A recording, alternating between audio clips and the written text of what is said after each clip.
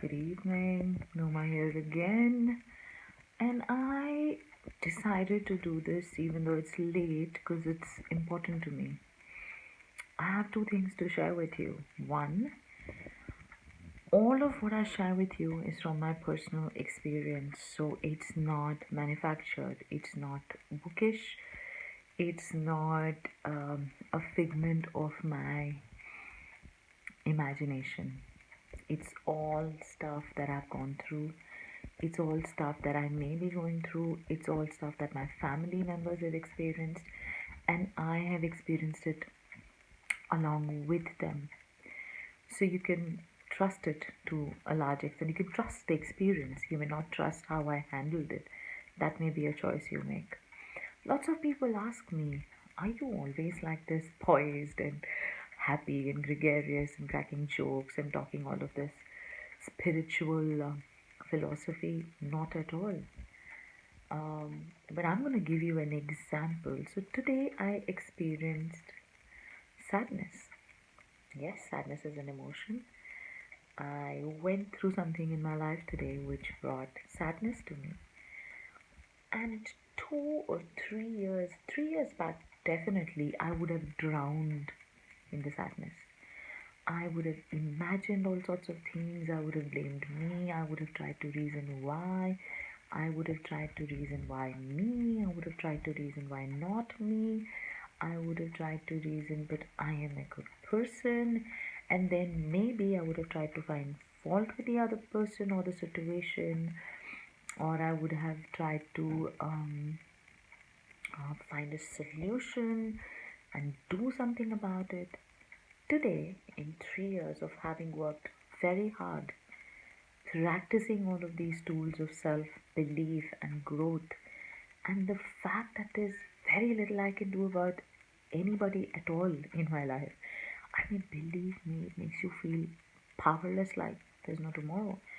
The only person that Navya, Knowma, has control over is her. She can only better herself. She can only either choose to be gracious in a situation or be nasty in a situation. She can choose to drown under the sadness, or she can choose to swim it and ride the tide.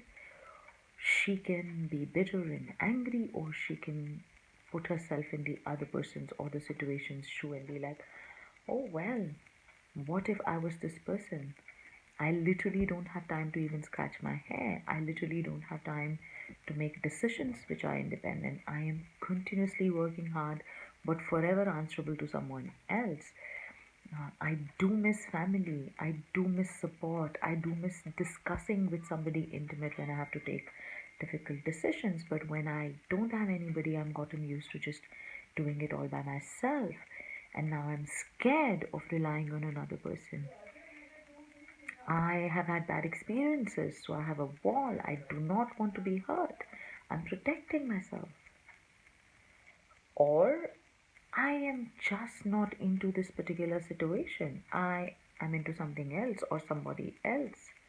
The moment I do that, I put myself in the other person's shoes or in the other understand the situation as a third person. The dynamics completely change. How can then I feel angry? How can then I feel upset? How can then I be nasty to this person if I'm able to understand what it feels like being in their shoe, right? So no, Noma was not always like this. Well, I don't think I was ever nasty or bad to people, but I definitely was an emotional slave. I definitely let my emotions get the better of me almost every time. I was living the life of slavery. My own emotions were tying me down all the time. And then I worked hard and then I tamed my emotions. And then I told him, dude, you may be sadness, but you don't get to ride me. I am still the numero uno rider of my life. And look at me. I have experienced sadness today, something very close to my heart. I would not say that I didn't feel it. I'm very human and very emotional and very sensitive, so of course I felt it. But earlier, it would have taken me 6 months of contemplation, of debate, of discussion in my own head, of a couple of nasty instigating messages, or a reaction, or a action which wasn't gracious or poised or balanced or neutral. And today here I am. I got two blessings today. My nephews came back from a holiday, and I got the sadness. I chose to focus on my nephews, and I had the most wonderful day. I cooked for them, we played hide and seek, they call it I Spice, we laughed, they sang a song, and I chose the happy incident in my life over the sad one. So, all I'm saying is, all of what I have practiced for 3 years works. It definitely works. I am an example of that. And I only request you for one thing: keep your heart and your mind open to trying new things, to just telling yourself, oh, it's okay. She's telling me to practice this tool. Maybe I can try it. If it doesn't work, I will discard it. If it works, I will adopt it. Something as simple as react, respond, and not react. I was very reactive, and now I respond. I have tamed myself to respond to situations and not react to them. And that has miraculously transformed my life. So you can toy and play with what I share, whether it's as a doctor who's qualified about health and understands it, but looks at it from a different perspective of बीमार पड़ना ही क्यों है when you can be healthy, or Knowma, who has fallen flat on her face many times and has made humongous progress and taken these giant leaps in being emotionally stable and while being attached to people and environments, but not being entangled into them and not always pointing a finger and blaming other people. The moment you start looking at a situation from the other person's point of view, there's nothing but deep understanding and compassion that pops up. And that is the mark of a person who's going in the right direction as a humane person, as a balanced human being, and definitely on a spiritual growth. One more thing I wanted to tell you: so, being spiritual does not mean you're boring. I can dance till 7 a.m. on the beach. I listen to really loud music. I love cooking. Um, the longest I kissed was, I think, for 7 hours. So yeah, Knowma is all of that. But I choose to indulge in all of that mindfully. I choose the environment. I choose the people that I engage with, and I'm very careful about that. So running away to the Himalayas and being a spiritual monk is very easy, mark my words.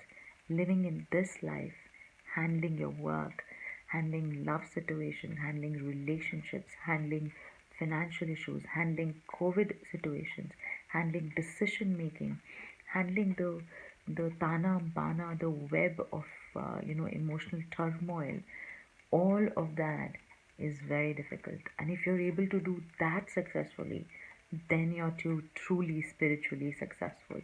Not if you say मैं सब छोड़ छाड़ के भाग रहा हूँ, अब तो मैं जीवन में कभी ना शादी करूँगा, अब तो मैं कभी ज़िंदगी में किसी से प्यार नहीं करूँगी. That is not spiritual growth. Spiritual growth is while you can be in the situations which this world gives you day in and day out. Handle your road traffic, handle a horrible, pathetic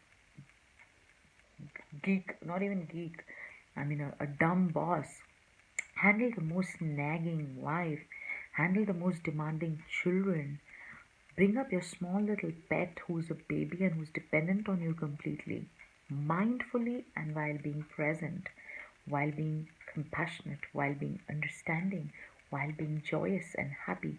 That is true spiritual growth. So, yeah, a little melancholy today, but not down and out. And yet a very, what should I say, a very profound experience to understand that how far have I come. Pat on my back. And thank you so much to all of you for being so patient. So keep going, keep your faith, experiment, learn, grow, be a sponge. that keeps absorbing learning rather than a stagnant, stinking lake, be flowing water. And life is just going to be like that, flowing and moving and beautiful. Mwah. Thank you so much, all of you.